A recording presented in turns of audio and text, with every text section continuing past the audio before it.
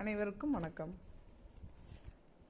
உலகம் உவக்க, மக்கள் சிறக்க, மண்ணுயிர்களெல்லாம் மகிழ்வுற, மகிழ்வான வார்த்தைகளை கூறி, சொல்லிக்கே சுவையூட்டும் சொற்வீரராய், கல்லிக்கே கவிபாடும் கலை மன்னராய், முத்தமிழில் கவிபாடும் மூவேந்தராய், நற்றமிழில் அசைக்கும் நாவேந்தராய் விளங்கிக் கொண்டிருக்கும் எங்கள் தலைவரையா அவர்களை வருக வருக என அன்போடு வரவேற்கிறோம்.